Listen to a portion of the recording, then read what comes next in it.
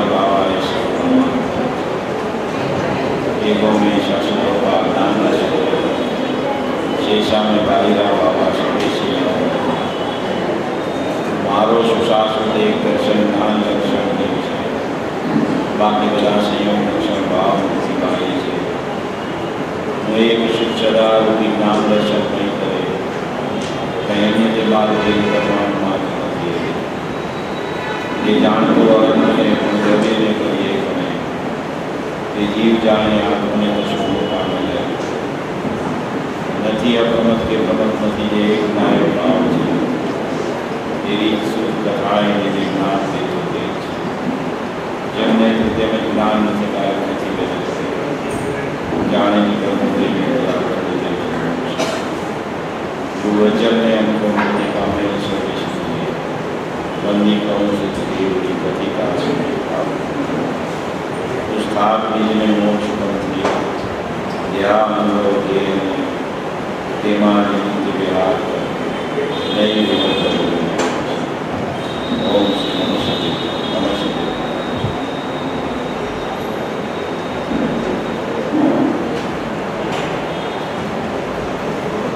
परवादिराज 10 दर्शन करવાનો 8મો દિવસ તો ત્યાગ કરવો છે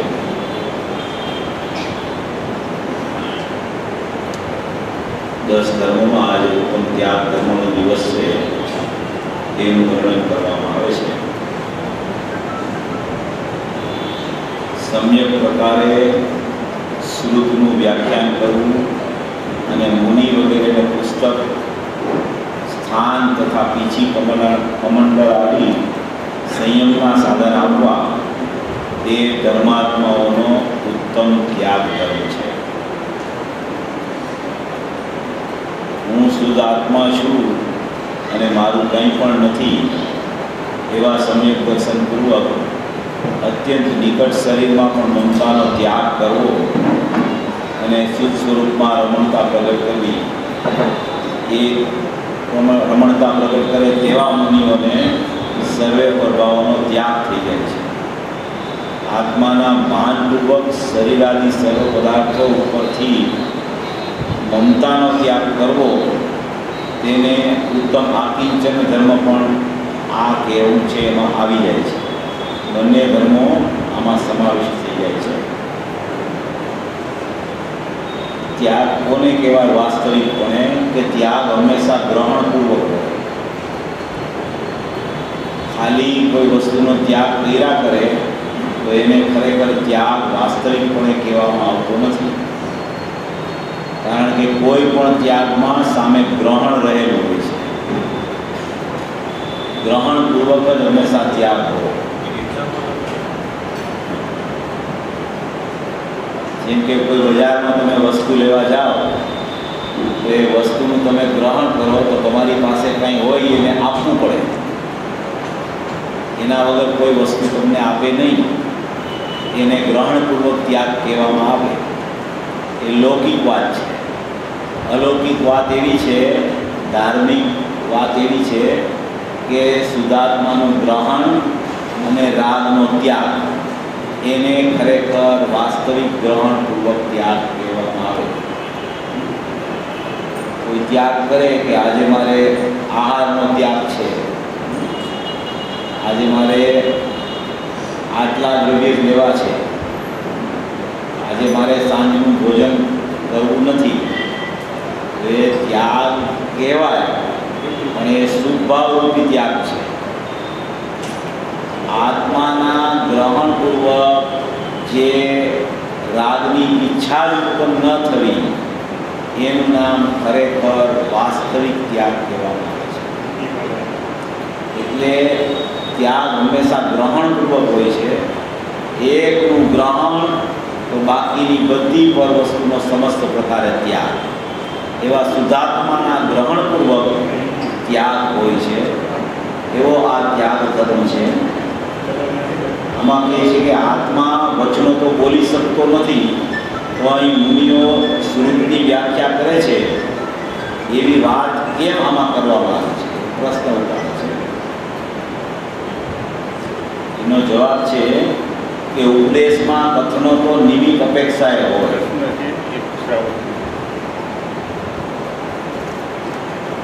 ઉપદેશમાં કથનો તો નિમિત્ત અપેક્ષાએ હોય, પરંતુ દરેક વસ્તુ સ્વતંત્ર છે એવું વેદનાન રાખીને તેના અર્થો સમજવા જોઈએ.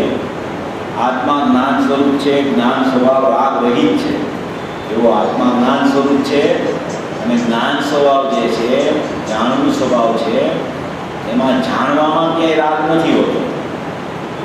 પણ જાણવું રાગનું થાય છે તો એનો મતલબ એમ છે કે એની રાગની સન્મુખતા છે જ્ઞાનની. જાણવું તો એનો સ્વભાવ છે, એટલે કે છે કે જ્ઞાનનો સ્વભાવ છે એ તો રાગથી રહિત છે, અને જે રાગ છે તે જ્ઞાન નથી. જ્ઞાન અને રાગ જુદા છે. રાગને કારણે વચનો બોલવાની ક્રિયા થતી નથી. બાહ્ય વચનો તો નિમિત્ત માત્ર છે. ભાષા નીકળે ને એ તો નિમિત્ત છે. અંદર એવી ભાષા બોલવાપણાનો રાગ ચાલે છે, અને એ રાગથી જ્ઞાન જુદું છે એમ આમાં કહેવામાં આવે છે. જ્ઞાન જુદું છે, એને રાગ સંબંધી વિકલ્પ ચાલ્યો એ જુદો છે, અને આ વચનો નીકળે છે એ તો જળનું પરિણામ છે. પ્રશ્ન આવ્યો છે ને કે આત્મા વચનો બોલી શકતો નથી, તો મુનિઓ શ્રુતની વ્યાખ્યા કેવી રીતે કરે છે? એના ઉત્તર રૂપે વાત છે કે રાગને કારણે વચનો બોલવાની ક્રિયા થતી નથી. બાહ્ય વચનો તો નિમિત્ત માત્ર છે, અને તે વચનો તરફનો રાગ પણ ખરેખર ત્યાગ ધર્મ નથી. એ વચન તરફનો રાગ છે, એ રાગ છે એ ત્યાગ ધર્મ નથી. પરંતુ તે વખતે સ્વભાવના આશ્રયે જે જ્ઞાન સામર્થ્ય વધતું જાય છે તે ત્યાગ છે. સ્વભાવના આશ્રયે જ્ઞાન સામર્થ્ય વધતું જાય છે, એટલે પહેલાં જ્ઞાન સામર્થ્ય જે જીવને જ્ઞાની તરીકે પ્રગટ થઈ ગયું હોય અને એને એની આગળ વધતી વૃદ્ધિ ચાલુ હોય તો એને એમ કહેવામાં આવે કે સ્વભાવના આશ્રયે જે જ્ઞાન સામર્થ્ય વધતું જાય છે તે જ ત્યાગ છે. એટલે કે સામર્થ્ય આગળ સ્વભાવના આશ્રયે વધતું જાય છે ત્યારે રાગની ઉત્પત્તિ નથી થતી, તો એને ત્યાગ કર્યો એમ કહેવામાં આવે છે. તો રાગનો ત્યાગ ક્યાં થઈ જાય છે? યથાર્થ વેદ જ્ઞાન વગર ધર્મનું આરાધન થઈ શકે નહીં, અને સાચી સમાપના પણ થાય નહીં. મિથ્યાત્વ એ જ સૌથી મોટો ક્રોધ છે, અને સમ્યક દર્શન વડે તે મિથ્યાત્વ ટાળ્યા વગર સમા ધર્મ પ્રગટે નહીં. આવી રીતે આ ત્યાગની વ્યાખ્યા બીજી ઉપદેશ ક્રિયામાં કરેલી છે.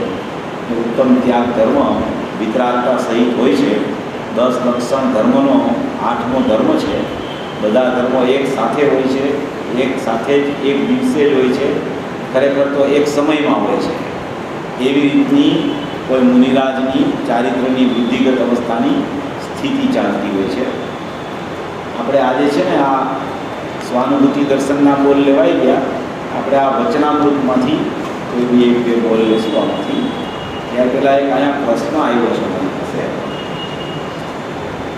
એક પ્રશ્ન કરેલો છે.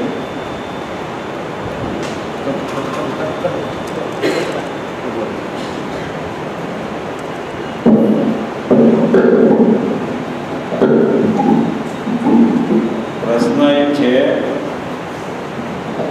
આજે આપણે બપોરે જે ચર્ચા ચાલે છે ને, નિયમ સાર ઉપરની બપોરે ચર્ચા ચાલે છે, ત્રિકાળી દ્રવ્ય, એના અનંત ગુણો અને એની અનંત કારણ શું પર્યાય, એમાંથી આ પ્રશ્ન ઉઠ્યો હોય એવું લાગે છે. ધ્રુવમાં ધ્રુવનું વેદ જ્ઞાન એટલે ધ્રુવ સામાન્ય અને એક ધ્રુવ વિશેષ, ધ્રુવ સ્વભાવરૂપ, ધ્રુવ શક્તિરૂપ. ધ્રુવ સ્વભાવરૂપનું અવલંબન લેતા ધ્રુવ શક્તિરૂપ પ્રગટ થાય કે ધ્રુવ શક્તિનું અવલંબન લેતા ધ્રુવ સ્વભાવ પ્રગટ થાય તે સમજાવશો. આમ તો બધું અભેદ છે, તો વર્તમાન પર્યાય કોનું અવલંબન લઈએ? આની સ્પષ્ટતા ઘણી 2 દિવસથી ત્યાં ચાલે છે, પણ છતાંય વાંધો નહીં, આપણે સ્પષ્ટતા કરી દઈએ. પહેલા તો એ છે કે ધ્રુવ સ્વભાવ અને ધ્રુવ શક્તિ એમાં કાંઈ અવલંબન પણ નથી હોતું. અવલંબનનો ધર્મ વર્તમાન પ્રગટરૂપ ક્રિયાશીલ પર્યાય હોય છે. એ આ પર્યાય પોતાની પર્યાયનું અવલંબન લઈને પ્રવર્તતી હોય તો એને પર્યાય દ્રષ્ટિ કહેવાય. અને એ પર્યાય પોતાના ધ્રુવ ચૈતન્ય સ્વભાવનું અવલંબન લઈને પરિણમતી હોય તો એને સમ્યક દ્રષ્ટિ કહેવાય. મિથ્યા દર્શન અને સમ્યક દર્શન એ બધી વર્તમાન પર્યાયની ભેદરૂપ અવસ્થાઓ બધી છે. અહીંયા જ્યારે ધ્રુવમાં ધ્રુવનું ભેદ જ્ઞાન એટલે ધ્રુવ સામાન્ય અને ધ્રુવ વિશેષ, ત્યાં ભેદ જ્ઞાન નથી કાંઈ. ત્યાં તો આખો ધ્રુવ સ્વભાવ છે, એમાં બે સ્થિતિ છે એનું વર્ણન છે.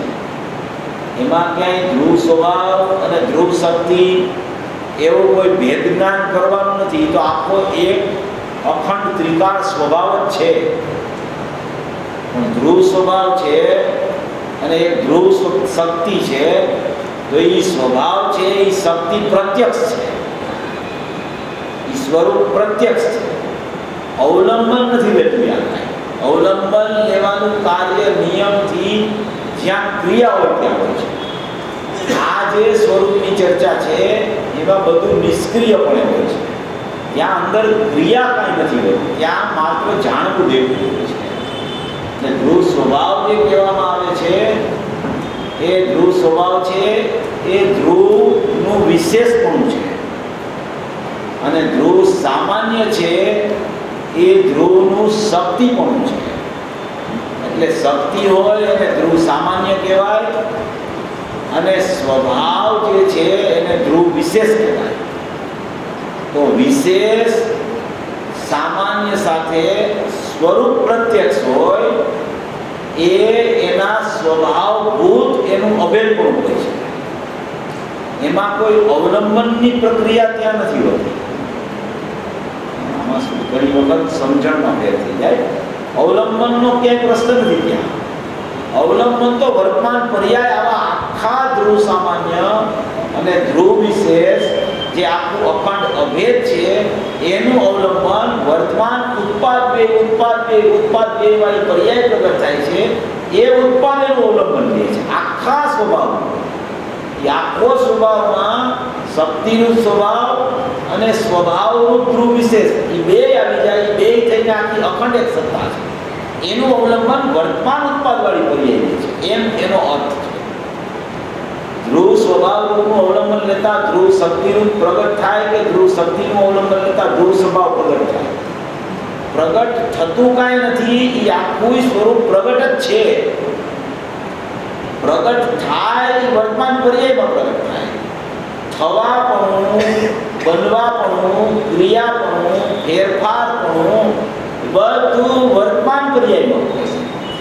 ધ્રુવ શક્તિ અને ધ્રુવ સ્વભાવ છે એમાં માત્ર હોવાપણું, વસ્તુની વ્યવસ્થા હોય, વસ્તુની સ્થિતિ હોય, વસ્તુનું અભેદપણું સિદ્ધ કરવા માટે અભેદમાં જ અભેદનો જે ભેદ રહેલો છે ગર્ભિતપણે એનો ભેદ કરી અને એ ભેદ અભેદ સાથે કેવી રીતે સ્વરૂપ પ્રત્યક્ષ છે એવું સમજાવવા માટે કહેવામાં આવે છે. એ છે તો બધું અભેદ જ, પણ એને સ્વરૂપ પ્રત્યક્ષ કીધું. એટલે એ સ્વભાવ, આત્મ સ્વભાવ જે ધ્રુવ વિશેષ છે એ શક્તિ રૂપ સાથે સ્વરૂપ પ્રત્યક્ષ છે, એને આખું ત્રિકાળી દ્રવ્ય કહેવામાં આવે છે. એમ એનો અર્થ છે. પછી એમ લાગે છે કે આમ તો બધું અભેદ છે, તો પણ વર્તમાન પર્યાય કોનું અવલંબન લે? વર્તમાન પર્યાય અભેદ નથી. ત્યાં વર્તમાન પર્યાય તો અભેદ થાય છે. વર્તમાન પર્યાય અભેદ નથી હોતી ત્રિકાળી દ્રવ્ય સાથે. જો વર્તમાન પર્યાય ત્રિકાળી દ્રવ્ય સાથે અભેદ હોય તો અવલંબનનો પ્રશ્ન આવતો નથી. કોઈ એવો ઉપયોગ છે પ્રગટ થતો સામાન્ય કે જે સદાય અનન્ય વર્તતો હોય છે દ્રવ્યથી, પણ અનન્ય હોય છે, અભેદ નથી હોતો. અનન્યનો ખ્યાલ આવે છે ત્યાં અભેદ થઈ જાય છે, એમ એનો અર્થ છે. છતાંય કાંઈ વિશેષ સમજવું હોય તો મને મળી લે, પ્રવચન પૂરું થાય પછી તો વિશેષ સ્પષ્ટતા કરી દેશે. બાકી આ વિષય બપોરે ચાલે જ છે, હજી કાલે ચાલશે. કાલનો દિવસ છે એટલે કાલે ત્યાં ચાલશે. કંઈ સમજવું હોય તો ત્યાં પ્રશ્ન પૂછી લે, એ વિષય ત્યાં ચાલુ કરે છે. બીજી બેનશ્રીના વચનામૃત છે, એ વચનામૃત બધા પાસે હશે. વચનામૃતમાંથી આપણે બોલ લઈએ છીએ.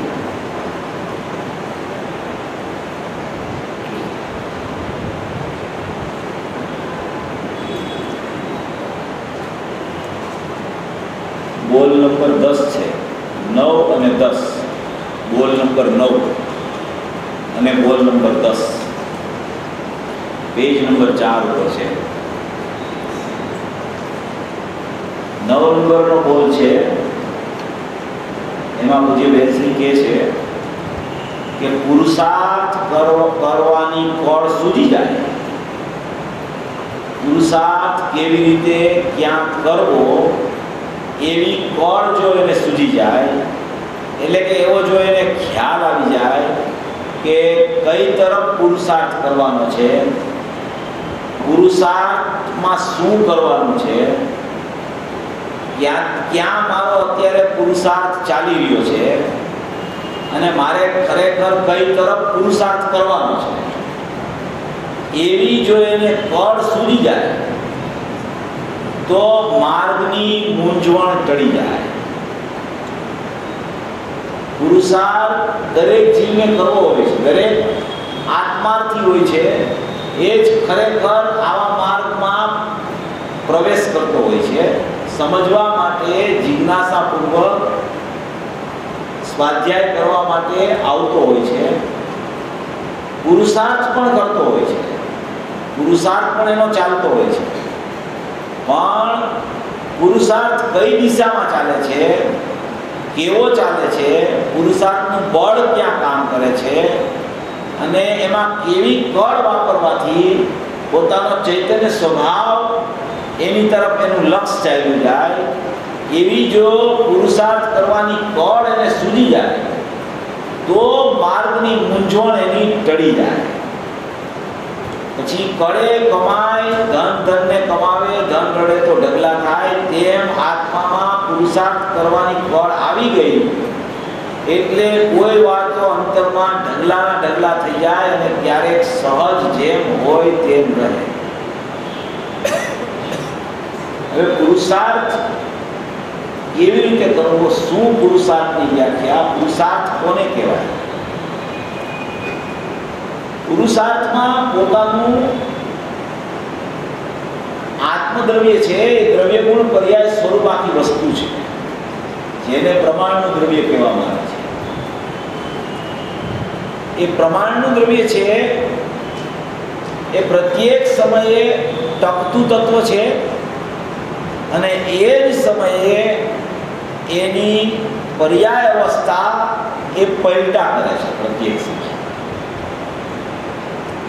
એટલે કે ટકી અને પલટે. ટકવું એ દ્રવ્ય સ્વભાવનો ધર્મ છે, પલટવું એ પરિણામનો ધર્મ છે. કોઈ પણ સમયે દ્રવ્ય ટયકા વગરનું નથી હોતું અને કોઈ પણ સમયે એના પરિણામ પલટે નહીં એવું બનતું નથી. એવી કોઈ વ્યવસ્થા છે દ્રવ્ય સ્વભાવ અને પર્યાય સ્વભાવ. વર્તમાન ધ્રુવ જે અખંડ ચૈતન્ય પદાર્થ છે એ સદાય ટકતું તત્વ છે અને એ જ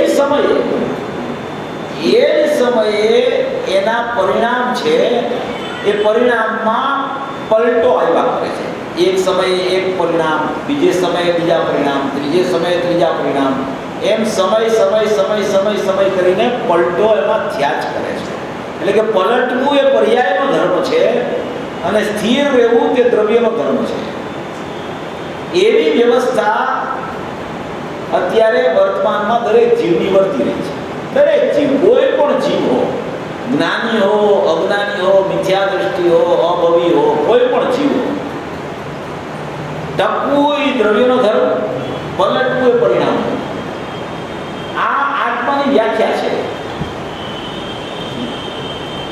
હવે એમાં પલટવું એ પરિણામનો ધર્મ છે, તો એ પલટવું કેવી રીતે ચાલી રહ્યું છે, એ પલટવામાં શું હોય છે, અને ટકવું એ દ્રવ્યનો ધર્મ છે, તો એ ટકતી વસ્તુ છે.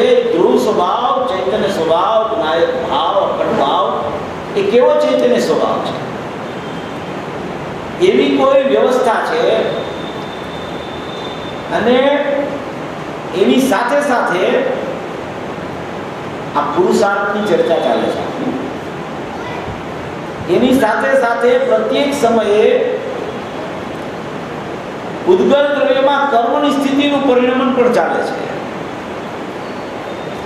એનો ઉદય આવ્યા કરે છે, ઉદય આવીને ખરવા પણ ચાલે છે, પાછો નવો ઉદય આવે છે, પાછું એ ખરી જાય છે.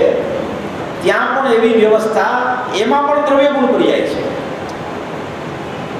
પરમાણુ દ્રવ્ય છે અને પરમાણુના આંશિક પરિણમનને પર્યાય કહેવામાં આવે છે. ત્યાં પણ એવી વ્યવસ્થા છે. પૂતગલમાં પણ તેવી જ વ્યવસ્થા છે. એવી જીવમાં, એવી પૂતગલમાં, એવી 6 દ્રવ્યોમાં વ્યવસ્થા છે. એ વ્યવસ્થા સતત ચાલતી રહે છે. હવે અનાદિકાળથી જીવને ઉદયગત વ્યવસ્થા ચાલુ છે ત્યાં પૂતગલમાં. અહીંયા જીવની ઉત્પાદરૂપ વ્યવસ્થા ચાલુ છે. અને એક જીવનો સ્થિર સ્વભાવ અવસ્થિત છે વર્તમાનમાં અત્યારે. એને ત્રિકાળ દ્રવ્ય કહેવામાં આવે. અને એક પલટતું તત્વ છે, એને પરિણામ કહેવામાં આવે. અને એક ઉદયાધીન સ્થિતિ છે કર્મની સત્તામાં, એને કર્મનો ઉદય કહેવામાં આવે. જીવ અને પૂતગલના ભેદ જ્ઞાન કેવી રીતે કરવું, એમાં પુરુષાર્થ કેવી રીતે લગાડવો, અને એ પુરુષાર્થમાં કળ કેવી રીતે સૂજે જીવને કે જેનું કાર્ય આવી જાય. એટલે આમાં કહે છે કે પુરુષાર્થ કરવાની કળ સૂજી જાય તો માર્ગની મૂંઝવણ ટળી જાય. તો એમાં કયો પુરુષાર્થ કામ કરે? આ વસ્તુની સ્થિતિ આવી રીતે ચાલી રહી છે. તો એક સમયસારની 332 થી 344 ગાથા છે. એમાં એક વિષય આવ્યો છે, બહુ સુંદર વિષય છે. આના પુરુષાર્થ અનુરૂપ છે કે નાયક ભાવ છે આ જીવ તત્વ, એ સામાન્ય સ્વભાવે અવસ્થિત હોવા છતાં, નાયક ભાવ સામાન્ય અપેક્ષાએ જ્ઞાન સ્વભાવે અવસ્થિત હોવા છતાં, નાયક ભાવ જ્ઞાન સામાન્ય અપેક્ષાએ જ્ઞાન સ્વભાવે અવસ્થિત હોવા છતાં, બહુ સુંદર બોલ છે, એમાં બહુ સુંદર વ્યાખ્યા કરેલી છે. અને એ પુરુષાર્થ સાથે લાગુ પડે છે.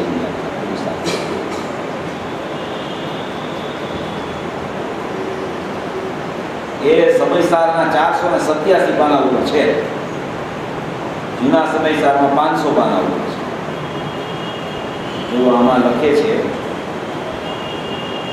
નાયક ભાવ સામાન્ય અપેક્ષાએ જ્ઞાન સ્વભાવે અવસ્થિત હોવા છતાં, નાયક ભાવ કેવો છે? એની સામાન્ય અવસ્થા કેવી છે? કે જ્ઞાન સ્વભાવે અવસ્થિત છે. એવું હોવા છતાં કર્મથી, આ કર્મનો ઉદય, આ નાયક ભાવ કર્મથી ઉત્પન્ન થતા, કર્મથી શું ઉત્પન્ન થયું? તો કે કર્મથી ઉત્પન્ન થતા મિથ્યાત્વાદી ભાવ, મિથ્યાત્વાદી ભાવ જે એની પલટવાની અવસ્થા પરિણામ ચાલે છે, એ પરિણામમાં શું ચાલે છે? મિથ્યાત્વાદી ભાવ. અને એ કર્મથી ઉત્પન્ન થતા એટલે કર્મના નિમિત્તે ઉત્પન્ન થતા. કર્મના નિમિત્તે શું ઉત્પન્ન થાય છે? કે મિથ્યાત્વાદી ભાવ ઉત્પન્ન થાય છે. ત્યાં કર્મનું નિમિત્ત પણ છે, અહીંયા સ્વભાવને ભૂલી અને મિથ્યાત્વનો ઉત્પાદને થયા કરે છે. પછી મિથ્યાત્વાદી ભાવના કર્મથી ઉત્પન્ન થતા મિથ્યાત્વાદી ભાવના જ્ઞાન સમય, અહીંયા વેદાંતનો પ્રકાર ચાલુ થાય છે. એક ત્રિકાળી દ્રવ્ય છે, એક એના પલટતા પરિણામ છે, એક ઉદ્ગલનું પરિણામ ચાલે છે ઉદય રૂપે, એમાં કર્મનો ઉદય આવે છે. અહીંયા મિથ્યાત્વના પરિણામ પ્રગટ થયા કરે છે. એ મિથ્યાત્વના પરિણામ જે પ્રગટ થયા એ સ્વતંત્રપણે થયા છે. અને એ સ્વતંત્રપણે મિથ્યાત્વ જ કેમ થયું, સમ્યક કેમ ન આવ્યું? એમ વિચાર આવે તો મિથ્યાત્વ પ્રગટ થયું. તો કે એ મિથ્યાત્વ પ્રગટ થવાનું કારણ કે કર્મના ઉદયમાં એ ભાવ જોડાણો છે, એટલે અહીંયા મિથ્યાત્વની ઉત્પત્તિ થઈ છે એવું નિમિત્ત નૈમિત્તિક પણ ત્યાં લાગુ પડે છે. એટલે આ એમ કીધું છે કે કર્મથી ઉત્પન્ન થતા મિથ્યાત્વાદી ભાવો, પોતાના સ્વભાવથી ઉત્પન્ન થતા મિથ્યાત્વાદી ભાવો નહીં. વિભાવમાં નિયમથી પર નિમિત્ત હોય ને હોય. વિભાવની વ્યવસ્થા જેવી છે કે એમાં પર નિમિત્ત પણ હોય નિયમથી. સ્વભાવની વ્યવસ્થા પ્રગટતાની એવી છે કે એમાં સ્વ નિમિત્ત પણ હોય અને કર્મનો અનુદય હોય ને હોય. એટલે વિભાવ છે મિથ્યાત્વ શું કહેવાય? વિભાવ કહેવાય. એ વિભાવમાં શું નિમિત્ત હોય? તો કે કર્મનો ઉદય નિમિત્ત હોય. તો કે આમાં એમ કહે છે કે જ્ઞાયક ભાવ સામાન્ય અપેક્ષાએ જ્ઞાન સ્વભાવે અવસ્થિત હોવા છતાં કર્મથી ઉત્પન્ન થતા મિથ્યાત્વ આદિ ભાવો એના જ્ઞાન સમયે ત્યાં થાય છે શું? તો કે કર્મનો ઉદય આવ્યો, આયા મિથ્યાત્વની પર્યાય પ્રગટ થઈ અને ત્યાં એની જ્ઞાનની પર્યાયમાં કેવું જ્ઞાન થયું છે? કેવું જ્ઞાન થયું છે કે અત્યારે દશામાં મિથ્યાત્વનો ઉત્પાદ થયો છે અને બહારમાં કર્મનો ઉદય છે. આયા મિથ્યાત્વનો ઉત્પાદ થયો છે. એ મિથ્યાત્વની કર્મથી ઉત્પન્ન થતા મિથ્યાત્વ આદિ ભાવોના જ્ઞાન સમય. એ સમય કયો છે? તો કે જ્ઞાનનો સમય છે.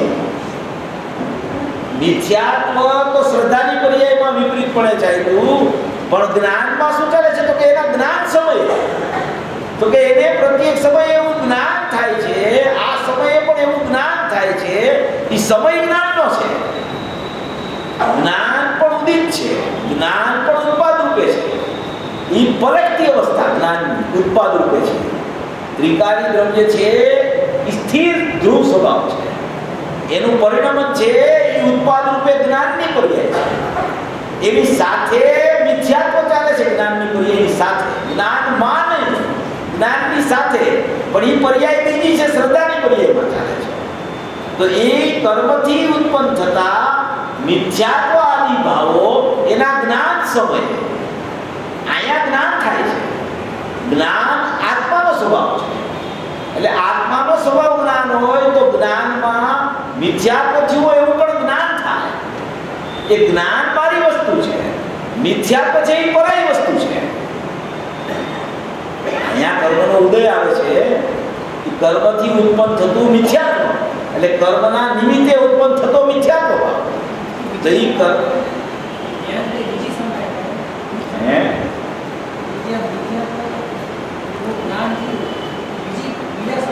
ના એક સમય એક સાથે બે એક સાથે થાય. બે પર્યાય જુદી જુદી હોય છે. મિથ્યાત્વની પર્યાય જુદી છે, જ્ઞાનની પર્યાય જુદી કામ કરે છે. વિષય આપણા પૂરો આવી જશે. તમે જરા સાંભળો ને, વિષય તૂટી ન જાય. કર્મથી ઉત્પન્ન થતા મિથ્યાત્વ આદિ ભાવો એ કર્મનું નિમિત્ત પણ છે. એની શ્રદ્ધાની પર્યાય વિપરીત કામ કરે છે. એ સમયે જ્ઞાયક ભાવ ત્રિકાળ છે અને એ સમયે જ્ઞાયક ત્રિકાળ ભાવ ત્રિકાળ છે. એમાંથી એક જ્ઞાનનો ઉત્પાદ થયો છે. એક જ્ઞાનની પર્યાય ઉત્પાદ થઈ છે. શ્રદ્ધાની પર્યાય બહિર્લક્ષે પરિણમે અને મિથ્યાત્વનું પરિણમે છે. બહારમાં કર્મનો ઉદય નિમિત્ત પડે છે અને અહીંયા જ્ઞાયક ભાવ સ્થિર અને સ્થિત પોતામાં સ્થાયી છે. ચાર વાત થઈ. એક જ્ઞાયક ભાવ છે, એક એનો જ્ઞાનનો ઉપયોગ પ્રગટ થાય છે, એક એની દશામાં મિથ્યાત્વનું પરિણમન ચાલે છે અને એક અહીંયા બહારમાં પૂતગલમાં કર્મના ઉદયની સ્થિતિનું પરિણમન ચાલે છે. આ ચાર વસ્તુ છે. આ ચારેય એક સમયમાં છે. બીજો સમયે ચારેય બીજા સમયે એવી રીતે, ત્રીજા સમયે ચારેય એવી રીતે. એક જ સમયમાં આ ચારેય વસ્તુ આ રીતે રહેલી છે. એક જ્ઞાયક ભાવ છે. એક જ્ઞાયક ભાવ કેવો છે? તો જ્ઞાનથી ભરેલો છે. એ જ્ઞાનથી ભરેલો છે, જ્ઞાનમય છે, એમાં જ્ઞાન છે. એમાં જ્ઞાનનો ઉત્પાદ થાય છે, જ્ઞાનનો ઉપયોગ પ્રગટ થાય છે. અહીંયા કર્મનો ઉદય ઉત્પન્ન થાય છે, ઉદયાની સ્થિતિ છે. કર્મના નિમિત્તે અહીંયા મિથ્યાત્વનું પરિણમન થાય છે. કર્મનું લક્ષ્ય કરે છે, કર્મમાં જોડાય છે, કર્મનું નિમિત્તપણું છે. અહીંયા નૈમિતિક અવસ્થા મિથ્યાત્વની થઈ જાય છે. કર્મથી ઉત્પન્ન થતા મિથ્યાત્વ આદિ એટલે મોરા દ્વેષ, મિથ્યાત્વ આદિ ભાવોના જ્ઞાન સમય થાય છે ને જ્ઞાન. મિથ્યાત્વ થયું, રાગ દ્વેષ થયા, નિમિત્ત કોનું હતું, નૈમિતિક અવસ્થા કેવી રીતે થઈ, જ્ઞાયક કેવો છે, અને એમાંથી જ્ઞાન પ્રગટ થયું છે. આવી પહેલી તો વ્યવસ્થા છે. આમાં ક્યાંય ભેદનામ નથી. આ તો વ્યવસ્થા સિદ્ધ થાય છે. આવી વ્યવસ્થા ચાલે છે જીવની. મિથ્યાત્વનો ઉત્પાદ થાય છે એની પર્યાયમાં એ જ સમયે કર્મનો ઉદય નિમિત્ત છે. એ જ સમયે અહીંયા જાણવું જ્ઞાન સ્વભાવ રૂપે પ્રગટ થાય છે. એ જ સમયે જાણનાર તત્વ ત્રિકાળ અવસ્થિત એવું છે. આ કોઈ વસ્તુની વ્યવસ્થા છે. આ પુરુષાર્થ ક્યાં કરવો, આમાંથી કેવો પુરુષાર્થ કરવો, કઈ રીતે પુરુષાર્થ કરવો, કોને આમાંથી આપણું સમજવું, ભેદ જ્ઞાનમાં કેવી રીતે કરવું, ભેદ જ્ઞાન કરતા કરતા અભેદ તરફ કેવી રીતે જ્ઞાન ચાલ્યું જાય, એની આખી વ્યવસ્થા આમાં સમાયેલી છે. એટલે ચાર વસ્તુ એને વિચારમાં પહેલા બરાબર લેવાની છે. આ ચાર વસ્તુ નાયક ભાવ સામાન્ય અપેક્ષાએ જ્ઞાન સ્વભાવે અવસ્થિત હોવા છતાં કર્મથી ઉત્પન્ન થતા મિથ્યાત્વ આદિ ભાવોના જ્ઞાન સમયે, એનો સમય જ્ઞાનનો છે, એ સમયે અનાદિકાળથી આવો સમય ચાલે છે. અનાદિકાળથી, જ્યારથી જીવ છે ત્યારથી આ ચાલ્યા જ કરે.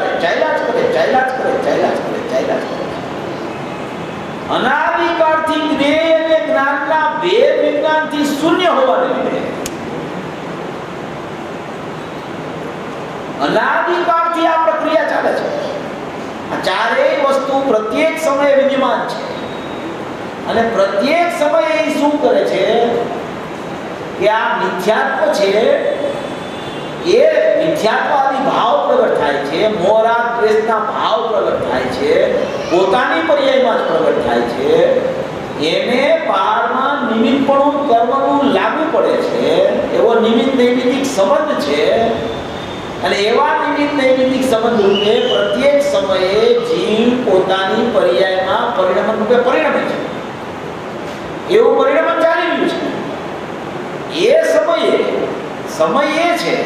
એ સમયે થાય છે શું? તો કે એવું ચાલે છે. એ સમયે એનું જ્ઞાન થાય છે. એના જ્ઞાન સમયે એવું જ્ઞાન વર્તે છે, એવું જાણવું ચાલે છે, એવી એને ખબર પડે છે. એ જ્ઞાનમાં ખબર પડે બધું. એટલે કે છે કે કર્મથી ઉત્પન્ન થતા મિથ્યાત્વ આદિ ભાવોના જ્ઞાન સમયે, સમય જ્ઞાનનો છે, થાય છે એને જ્ઞાન.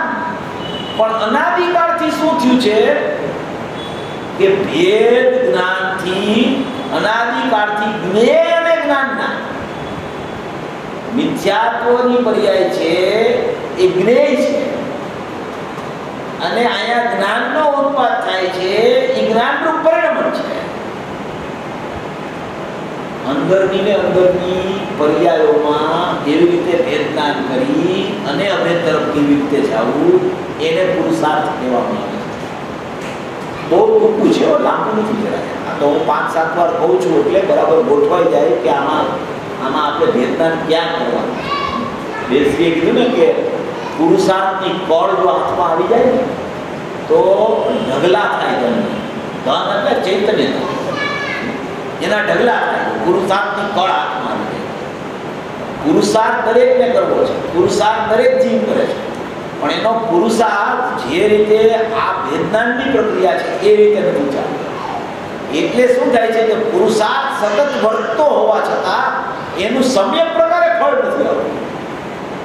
કળ એના હાથમાં નથી આવતી. કળ એના હાથમાં આવી જાય ને તો એને એમ થાય કે ઓહો, આ તો સાવ સરળ હતું, આટલો ટાઈમ કેમ ચાલ્યો. જે જ્ઞાની હોય ને, જ્ઞાની પેલા કીધું કે એ જ્ઞાનીને નિર્વિકલ્પ દશા આવી જાય, પછી નિર્વિકલ્પ દશા આવી જાય, પછી નિર્વિકલ્પ દશામાંથી બહાર આવે સવિકલ્પ. તો એને પેલો જ વિચાર આવે કે આટલી સરળ અનુભૂતિ હતી, આવી રીતે જ ખાલી મારા ઘરમાં મારો પ્રવેશ થઈ શકતો હતો, તો આ અનંતકાળ અનાદિકાળ આવો ગયો કેવી રીતે આવે? એને વિચાર આટલું સરળ હતું, ખાલી મારે મારા ઘરમાં જ પ્રવેશ કરવાનો હતો, પાછું મારું ઘર મારી પાસે હતું, ક્યાંય પરાધીનતા નહોતી, એમાં સ્વાધીનતા હતી મારી, મારું ચૈતન્ય ઘર મારી પાસે હતું, એનું દ્વાર ઉપયોગરૂપી દ્વાર મારી પાસે હતું, એ દ્વારમાંથી મારે ખાલી પ્રવેશ કરવાનો હતો, એમાં આટલો કાળ ગયો કેવી રીતે? એને એવો વિચાર આવે કે આવી અનુભૂતિ શેરીને સરળ હતી તો આટલો ટાઈમ કેમ લાગી ગયો? પુરુષાર્થની કળ હાથમાં નથી. પુરુષાર્થની કળ સૂજી જાય ને તો આ જ્ઞેય અને જ્ઞાનના ભેદ વિજ્ઞાનથી જે શૂન્ય છે ને, એ જ્ઞેય અને જ્ઞાનના ભેદ વિજ્ઞાનથી સભર થઈ જાય, ભરાઈ જાય એનાથી. એને ખ્યાલમાં આવી જાય કે આ જ્ઞેય છે ને આ જ્ઞાન છે, મારામાં તો જાણવું થાય છે, અને જાણવું થાય છે એ પણ મારા સ્વભાવનું જાણવું ચાલે છે મને, કારણ કે મારું જ્ઞાન મારા સ્વભાવમાંથી પ્રગટે છે. આ મિથ્યાત્વવાદી છે એ તો કર્મપ્રદ છે, ઉપાધિરૂપ છે, મારી વસ્તુ નથી, જ્ઞેય છે. એમ કરીને વેદાંતનો પ્રકાર એને ખ્યાલમાં આવી જાય.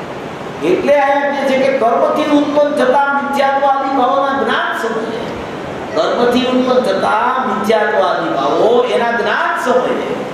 આ જ્ઞેય છે અને આ જ્ઞાન છે. મિથ્યાત્વ એ જ્ઞેય છે, મોહરાદ્વેષ જ્ઞેય છે, અને અહીંયા એને જ્ઞાન થયા કરે છે.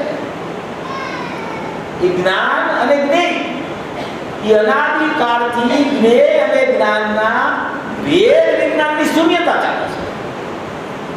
કેમ ભેદ વિજ્ઞાનની શૂન્યતા ચાલે છે? કે જ્ઞેય કહ્યું ને, જ્ઞેય છે, મોહરાદ્વેષ જ્ઞેય છે ને, એ પ્રત્યેક સમયે જ્ઞેય છે ને એ જ્ઞાનમાં પ્રતિભાસિત થયા જ કરે છે. પ્રત્યેક સમયે જ્ઞેયો છે એ જ્ઞાનમાં પ્રતિભાસિત થયા કરે છે, એટલે કે જ્ઞાનમાં એનું જાણવું થયા કરે છે. જ્ઞાનમાં પ્રત્યેક સમયે જ્ઞેય બન્યા કરે છે. એટલે જ્ઞાન એવી સ્વચ્છતા લઈને બેઠું છે કે એ જ્ઞેયો ઝેડતા જ કરે. આપણે પેલા બોલાવ્યો હતો આમાં, પણ આ વિશેષ સ્પષ્ટીકરણ છે. આમાં ઝેડકા કરે છે. બપોરે થોડું કીધું, એ ઝેડકા કરે છે ને, તો એ જ્ઞાનની તો સ્વચ્છતા જ પોતાની. આ જ્ઞેય અને જ્ઞાનના ભેદ વિજ્ઞાનથી શૂન્ય કેમ થઈ જાય છે? તો બેયની પૃથકતા, બે અભિન્ન નથી થયા. ત્યારે બે જુદી જુદી વસ્તુ છે. મિથ્યાત્વ અને રાગદ્વેષ જુદી વસ્તુ છે, જ્ઞાન જુદી વસ્તુ છે, કર્મ જુદી વસ્તુ છે, અને જ્ઞાયક એનાથી શાશ્વત જાણનાર ચૈતન્ય તત્વ છે એ પણ જુદી વસ્તુ છે. એ બધી જુદી વસ્તુ હોવા છતાં જ્ઞેય આમાં એટલું લીધું કે જ્ઞેય અને જ્ઞાનના ભેદ જ્ઞાનથી શૂન્ય છે. ચારેય પ્રકારની સ્થિતિ બતાવે છે.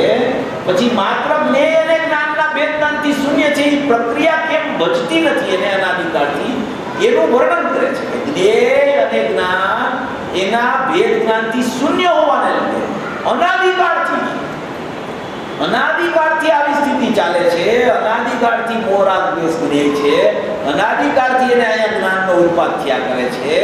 પણ જ્યાં આ મોહરાદ્વેષ, અહીંયા જ્ઞાન છે, આ મોહરાદ્વેષ જ્યાં એ પ્રતિભાસિત થાય છે, જ્યાં એનું પ્રતિબિંબ પડે છે જ્ઞાનમાં, જ્ઞાનની સ્વચ્છતાને કારણે જ્યાં એનું પ્રતિબિંબ પડે છે, ત્યાં આ જ્ઞાન છે ને, એ જ્ઞાન એવા જ્ઞેયાકાર રૂપે પરિણમી જાય છે.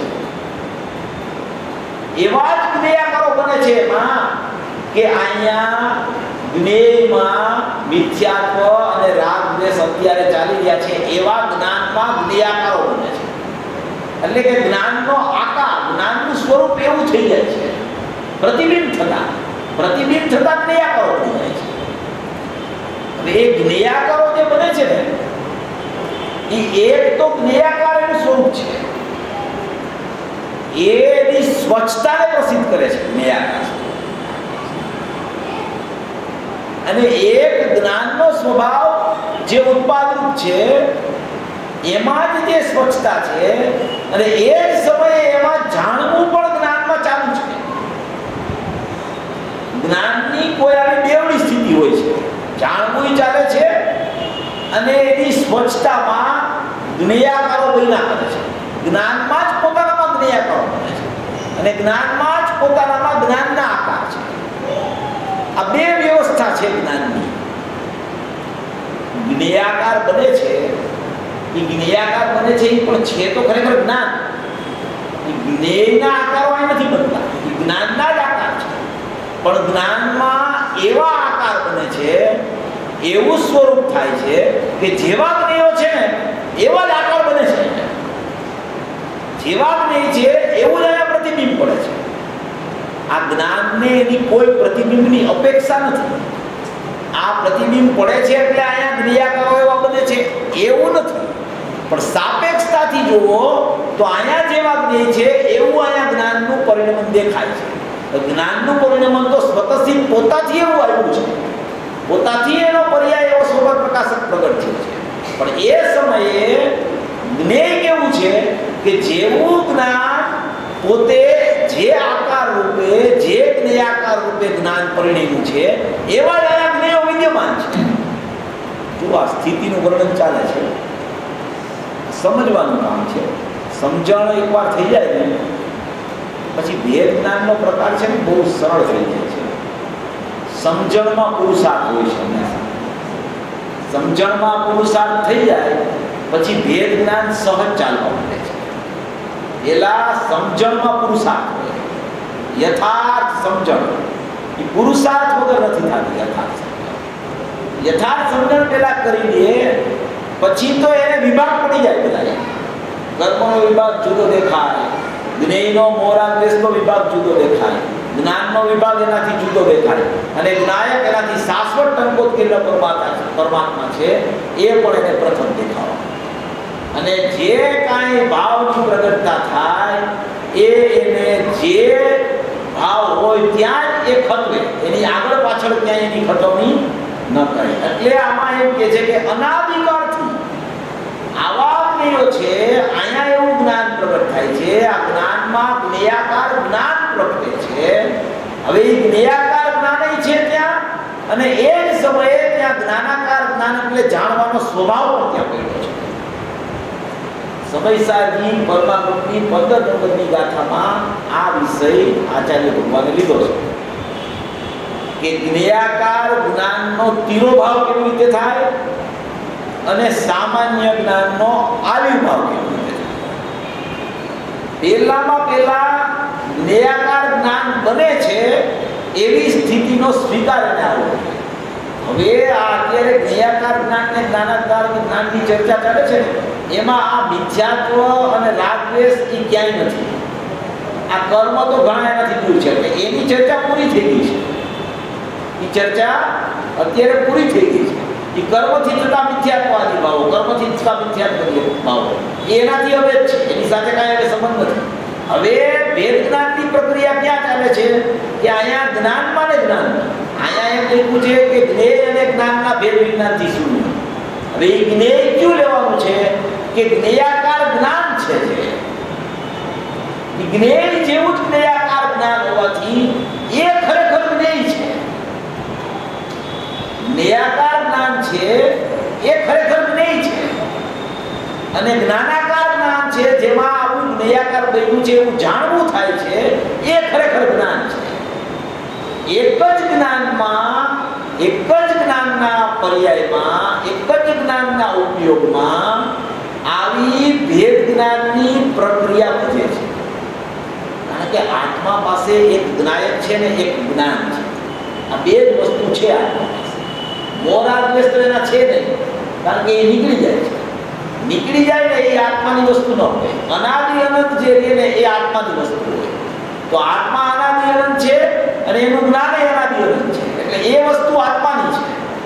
મોરાગ્રેસ છે એ અનાદિ અનંત નથી, તેની પ્રત્યક્ષ અવસ્થાઓમાં વ્યાપતા નથી, એટલે એ પોતાની વસ્તુ નથી. એટલે પોતાની વસ્તુ હોય ત્યાં જ ભૂલ થતી હોય, અને પોતાની વસ્તુ હોય ત્યાંથી ભૂલ ટળે. એટલે માત્ર હવે અત્યારે માત્ર જ્ઞાનમાં ને જ્ઞાનમાં બે જ્ઞાનનો પ્રકાર ચાલે છે. એ જ્ઞાનમાં શું બની ગયું છે હવે કે એ જ્ઞાન જ્ઞેયાકાર જ્ઞાન થઈ ગયું છે. એ જ્ઞેયાકાર જ્ઞાન કેવી રીતે બન્યું છે તો કે સ્વતઃપણે જ્ઞેયાકાર જ્ઞાન બન્યું છે. એમાં નિમિત્તપણે છે ઓલું મોરા દ્વેષ જ્ઞેય સાપેક્ષતાથી જુઓ તો છે, પણ અહીંયા જ્ઞેયાકાર જ્ઞાન બન્યું છે એ પોતાથી સ્વતઃપણે બન્યું છે. અને અહીંયા જ્ઞાનાકાર જ્ઞાન છે, એ જ જ્ઞાનમાં જ્ઞાનાકાર જ્ઞાન છે એ જાણવાનું કે પરિણીમાં કરે છે પ્રત્યેક સમયે. એ જાણ્યા કરે છે અને શું જાણ્યા કરે છે કે અત્યારે જ્ઞાનમાં આવા જ્ઞેયાકારો બન્યા છે, એવું જ્ઞેયાકાર પરિણામ છે એવું જાણવું જ્ઞાનમાં ચાલે છે. તો વિષય થોડો સૂક્ષ્મ છે પણ સમજવાથી ફાયદો બહુ મોટો છે. જાણવું અને સ્વચ્છતા એ બે અલગ નથી. તમે સામે એક આખું જ્ઞાન એક છે, જ્ઞાનની પર્યાય એક છે, બે નથી જ્ઞાનની પર્યાય. એક જ જ્ઞાનની પર્યાય છે. એક જ જ્ઞાનની પર્યાયમાં એક જ સમયે આવિર્ભાવ તિરોભાવ ચાલે છે. એક જ જ્ઞાનની પર્યાય આવિર્ભાવ તિરોભાવ, આવિર્ભાવ તિરોભાવ. આવિર્ભાવ એટલે પ્રગટપણું, તિરોભાવ એટલે આચ્છાદિતપણું. એક જ જ્ઞાન. ઓલી પ્રક્રિયા તો થઈ ગઈ, હવે જ્ઞાનની પ્રક્રિયા ચાલે માત્ર. જ્ઞાનમાં ને જ્ઞાનમાં જ્ઞાનનું જાણવું છે અને એ જ જ્ઞાનમાં ને જ્ઞાનમાં જે જ્ઞેયાકાર જ્ઞાન બન્યું છે એનું પણ જાણવું એ જ્ઞાનમાં ચાલે છે. જાણવું જ્ઞાનનો સ્વભાવ છે. એક જાણવું એ જ્ઞાનનો સ્વવિભાગ છે અને જે જ્ઞેયાકાર જ્ઞાન બન્યું છે એ જ્ઞાનનો પર વિભાગ છે. સ્વપર એવા ખંડ નથી, એમાં આખું સ્વપર પ્રકાશક છે જ્ઞાન. આખું એક સ્વપર પ્રકાશક જ્ઞાન છે. એમાં કોઈ સ્વનો વિભાગ જુદો અને પર પ્રકાશકનો વિભાગ જુદો એવું સ્વપર પ્રકાશક પણ નથી. એક અખંડ સ્વપર પ્રકાશક છે. પણ એ સ્વપર પ્રકાશકપણામાં અનાદિકાળથી જ્ઞેય અને જ્ઞાનના ભેદ વિજ્ઞાનથી શૂન્ય છે. એ ભેદ વિજ્ઞાનથી શૂન્યતા એને કેમ રહે છે કે અહીંયા જ્યાં જ્ઞેયાકાર જ્ઞાન બને છે ત્યાં એ જેવા જ્ઞેયો હોય છે બહારમાં એવું જ જ્ઞેયાકાર જ્ઞાન બને છે.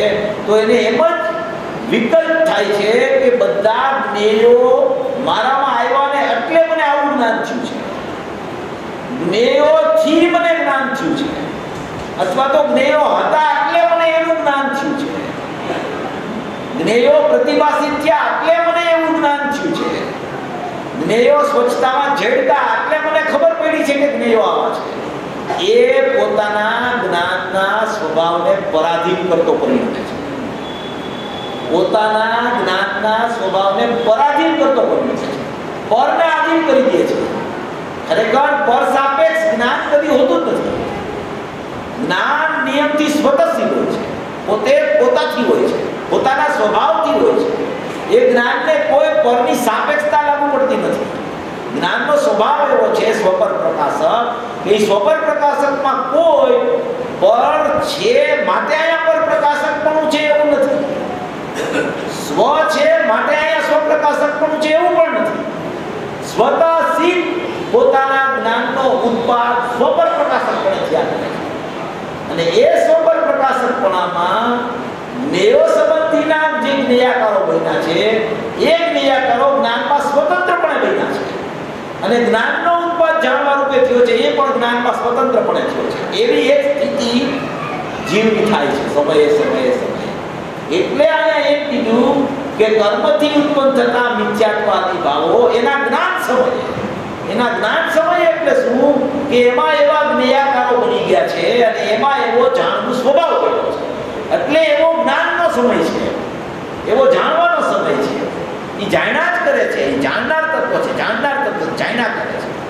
તો એવા જાણવાના સમયે એ ભૂલ શું કરે છે ખરેખર? બસ એની ભૂલ આ જ થાય છે કે મારા જ્ઞાન સ્વભાવમાં જે જ્ઞેયાકાર જ્ઞાન બન્યું છે એ જ્ઞેયોને કારણે બન્યું છે, જ્ઞેયોથી બન્યું છે, એ જ્ઞેયો જડતા માટે બન્યું છે. એટલે એ જ્ઞાનના સ્વભાવને જ્ઞેય વાળો જોવા મળે છે. એ જ્ઞાનનો સ્વભાવ તો જ્ઞાન માત્ર છે, જાણવું માત્ર છે, જાણવું માત્ર છે, જાણનાર માત્ર છે, એટલો જ એનો સ્વભાવ છે. પણ એ એને જ્ઞેય સાથે ભેળવીને જોડે છે, એટલે એ જ્ઞેયાકાર જ્ઞાન માત્ર એકાંત પર પ્રકાશક થઈ જાય છે, સ્વપ્રકાશક પણ છૂટી જાય છે. એટલે જ્યારે એવું જ્ઞેયાકાર જ્ઞાન તિરોભૂત થાય, એટલે કે આચ્છાદિત થાય, એટલે કે જ્ઞેયાકાર જ્ઞાન ઉપરથી લક્ષ છૂટી જાય અને જ્ઞાન માત્ર હું છું એવું લક્ષ આવે, એટલે કે જ્ઞેયાકાર જ્ઞાન અને જ્ઞાનાકાર જ્ઞાન એને માત્ર જ્ઞાન માત્ર જોવે, કોઈ પણ એને સાપેક્ષતાથી ન જોવે, ત્યારે એને જ્ઞેય અને જ્ઞાનનું ભેદ વિજ્ઞાન ચાલુ થાય.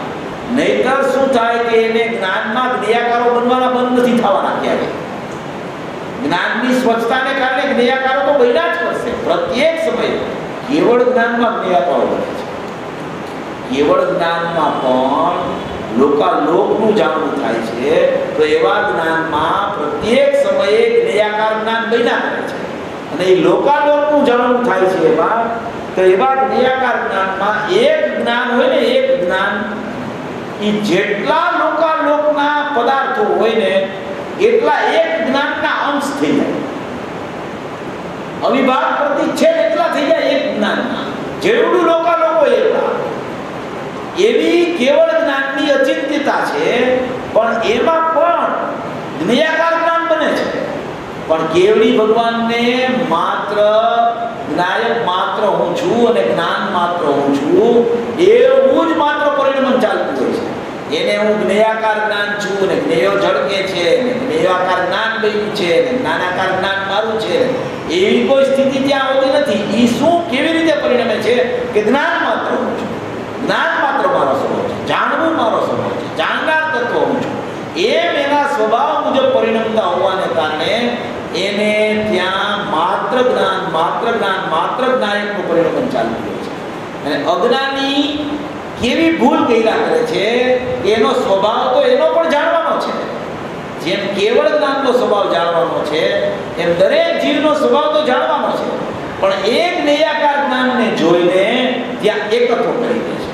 જ્ઞેયોને મારા માની દે છે, જ્ઞેયોથી મારામાં કંઈક ફેરફાર થાય છે એમ માની દે છે, પરથી મારામાં કંઈક થાય છે એવું માની દે છે. કાં પરથી લાભ થાય છે મારામાં, કાં પરથી મને નુકસાન થાય છે, કાં મને પર સ્વચ્છતામાં ઝળકે તો મારું જ્ઞાન મલિન થઈ જાય છે. એવી એવી એવી એને ભેદ જ્ઞાનથી શૂન્યતા હોવાને કારણે એને ભ્રમણારૂપી ભાવ ચાલ્યા કરે છે. અને એ વાસ્તવિકપણે અજ્ઞાનનું કારણ બને છે. એટલે પહેલામાં પહેલા આ ચાર સ્થિતિ ખ્યાલમાં આવે, પછી જ્ઞાન માત્ર મારો સ્વભાવ છે, માત્ર હું જાણનાર તત્વ છું, જ્ઞાન માત્ર મારી વ્યવસ્થા છે, જ્ઞાનનું જ મારામાં જાણવું થાય છે, એવી કોઈ મારી સ્વાભાવિક સ્થિતિ છે. એ જ્ઞાનની સ્વતંત્રતા ખબર પડે. આ જ્ઞાનની સ્વાધીનતા, જ્ઞાનની સ્વતંત્રતા એને ખ્યાલમાં આવી જાય તો એને જ્ઞેયાકારો તરફથી લક્ષ છૂટી જાય, જ્ઞેયો તરફથી લક્ષ છૂટી જાય, અને સ્વતંત્ર જ્ઞાન પોતે પોતાથી જ્ઞાન સ્વભાવ જ છે કે જેમાં માત્ર જાણવું જાણવું જાણવું જાણવું જાણવું જ ચાલ્યા કરે છે, એવું નિરપેક્ષ જ્ઞાન એના ખ્યાલમાં આવી જાય. ત્યારે એને ખ્યાલ આવે કે આ અનાદિકાળથી જ્ઞેય અને જ્ઞાનના ભેદ વિજ્ઞાનથી શૂન્ય હતો, હવે મને ખ્યાલ આવ્યો તો મારું ભેદ જ્ઞાન ચાલુ થઈ ગયું. એનું નામ પુરુષાર્થ છે. આવો પુરુષાર્થ પહેલામાં પહેલા ચારેય સ્થિતિને પ્રથમ સમજી અને હું જ્ઞાન માત્ર છું, બસ બીજું તો બધું આપણે સમજાવવાની સ્થિતિ છે, પણ હું જ્ઞાન માત્ર છું, મારામાં જાણવું ચાલે છે, હું જાણનાર તત્વ છું. અહીંયા લખ્યું છે કે કર્મથી ઉત્પન્ન થતા મિથ્યાત્વ આદિ ભાવો અને એના જ્ઞાન સમયે થાય છે જ્ઞાન, જે સમય જ્ઞાનનો, પણ એ ભૂલે છે શું કે આ જ્ઞેયથી મને જ્ઞાન થયું, આ જ્ઞેયનું મને જ્ઞાન થયું, આ જ્ઞેયો સ્વચ્છતામાં પ્રતિભાય છે એટલે મને જ્ઞેયોની ખબર પડી. એટલે એ જ્ઞાન સ્વભાવને તિરોભૂત કરે છે અને જ્ઞેયાકારને આવિર્ભૂત કરે છે. ખરેખર જ્ઞેયાકાર તિરોભૂત થવા જોઈએ અને જ્ઞાન સ્વભાવ આવિર્ભૂત થવો જોઈએ, એની બદલે એની અનાદિથી ઉલટી માન્યતા ચાલ્યા કરે છે. આ ઉલટી માન્યતા ચાલે છે એટલે જ ભેદ વિજ્ઞાનથી શૂન્ય રહે છે. અને એને ખરેખર પુરુષાર્થની કોડ જે કીધી ને એ હાથમાં નથી આવતી, એને એમ થાય છે, જ્ઞાનીઓ એમ કહે છે, ગુરુદેવ એમ કહે છે કે તું જ્ઞાન સ્વભાવી તત્વ છો, તું જાણનાર છો. હવે છે તો આવું, છતાંય અમારો પુરુષાર્થ કેમ ઉપડતો નથી?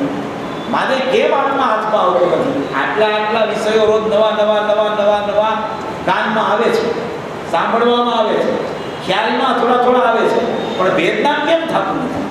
અભેદમાં કેમ જતો નથી? જ્ઞાન સ્વભાવ કેમ દ્રષ્ટિમાં આવતો નથી? એનું કારણ એ છે કે એ બધી જગ્યાએ ભેળસેળ કરીને વિચાર કરે છે. કર્મને સ્વાધીન નથી જોતો, મિથ્યાત્વને સ્વાધીન નથી જોતો, જ્ઞાનના ઉપયોગને સ્વાધીન નથી જોતો અને જ્ઞાયકને સ્વાધીન નથી જોતો. ચારેય પોતપોતાની સત્તામાં પોતપોતાની સ્વાધીન છે એમ વિચાર કરે તો જાણનાર તત્વ હું છું ત્યાં જ આવીને એ ઊભો રહી જાય, ભેળસેળ એની બંધ થઈ જાય. મિલાવટ જે કરવાની ટેવ પડી ગઈ છે જ્ઞેય જ્ઞાનની, એ મિલાવટ બંધ થઈ જાય તો જ્ઞાન સ્વચ્છતા રૂપે, જ્ઞાન જાણવા રૂપે છે એમ એને ખ્યાલમાં આવે. એટલે અહીંયા કહે છે કે પુરુષાર્થ કરવાની બળ સુધી જાય તો બહારની મૂંઝવણ ટળી જાય. આ મૂંઝવણ થાય છે ને કે હજી કેમ મને ખ્યાલમાં નથી આવતું કે તું જ્ઞાનની ઉદ્ભવતા રાખ, તને બધું ખ્યાલમાં આવી જશે. એટલે કહે છે કે પુરુષાર્થ કરવાની બળ સુધી જાય તો બહારની મૂંઝવણ ટળી જાય. પછી કરે કમાય, ધનને કમાવે, ધન રડે તો ઢગલા થાય. તેમ આત્મામાં પુરુષાર્થ કરવાની કળ આવી ગઈ એટલે કોઈ વાર તો અંતરમાં ઢગલા થઈ જાય અને ક્યારેક સહજ જેમ હોય તેમ રહે. કોઈ વાર ઢગલા થાય અને ક્યારેક તો જેમ એનું સમ્યક દર્શનની પરિણતિ ચાલતી હોય એમ રહ્યા કરે. ક્યારેક સદુપયોગ આવે તો ધનના ઢગલા થાય અને નહીતર સેજે જેમ ચાલતી હોય એમ પરિણતિ ચાલ્યા કરે. એમ આમાં બે શ્રી કહેવા માંગે છે. બીજો બોલ છે જરા આપણે જોઈ લઈએ, ટાઈમ છે આપણે ભેગું બરાબર છે. અમે બધાને સીધપણે જ દેખીએ છીએ. શું કહે છે? અમે બધાને સીધપણે જ દેખીએ છીએ. સીધપણે એટલે જ્ઞાન સ્વભાવિક દેખીએ છીએ. અમે બધાને, અમે કોઈને રાગવાળો જોતા નથી. અમે તો બધાને ચૈતન્ય જ દેખી રહ્યા છીએ. કોઈને અમે રાગ દ્વેષવાળા દેખતા જ નથી. જ્ઞાનીઓ હંમેશા કોઈને રાગ દ્વેષવાળા નથી જોતા. ચૈતન્ય તત્વ જ જોવે છે. પોતાનું ચૈતન્ય તત્વ જોવે અને બીજાને ચૈતન્ય તત્વ તરીકે જોવે. પોતાને રાગ દ્વેષમાં નથી દેખાતા એટલે એને બીજાના રાગ દ્વેષમાં કેવી રીતે દેખાય? પોતાને પણ પોતાનું ચૈતન્ય તત્વ દેખાય છે, સીધપણે પોતાને જોવે છે, તો એ બીજા લોકોને પણ એ સીધપણે જ જોયા કરે છે. એમ કે છે કોઈને અમે રાગ દ્વેષવાળા દેખતા જ નથી. એ ભલેને પોતાને ગમે તેવા માનતા હોય, સામેવાળો જીવ પોતાને મોહ રાગ દ્વેષવાળો માનતો હોય, મિથ્યા દ્રષ્ટિ માનતો હોય, પણ જ્ઞાનીઓ એને મિથ્યા દ્રષ્ટિ નથી જોતા. જ્ઞાનીઓ એને રાગી દ્વેષી નથી જોતા. જ્ઞાનીઓ એના ચૈતન્ય સ્વભાવ ઉપર જ નજર કરે છે. જેમ પોતાના ચૈતન્ય સ્વભાવ ઉપર નજર હોય છે એમ સામેવાળાના પણ ચૈતન્ય સ્વભાવ ઉપર જ નજર હોય છે. એટલે કહે છે કે એ ભલેને પોતાને ગમે તેવા માનતા હોય પણ જેને ચૈતન્ય આત્મા ઉઘડ્યો છે તેને બધું ચૈતન્યમય જ ભાસે છે. બધું ચૈતન્યમય ભાસે છે. એને તો સર્વત્ર જ્ઞાનનું જ ચમકવું છે એમ જ ભાષા કરે છે. એને ક્યાંય મોહ રાગ દ્વેષ દેખાતા જ નથી. જો એને બીજામાં મોહ રાગ દ્વેષ દેખાય ને તો પોતાનામાં મોહ રાગ દ્વેષ ઉત્પન્ન થઈ જાય. એટલે પોતે ચૈતન્ય તત્વને નિહાળે છે તો સામેવાળાનું પણ એને ચૈતન્ય તત્વ જ દેખાય છે. આવી રીતે જ્ઞાનીઓની સ્થિતિ હોય છે.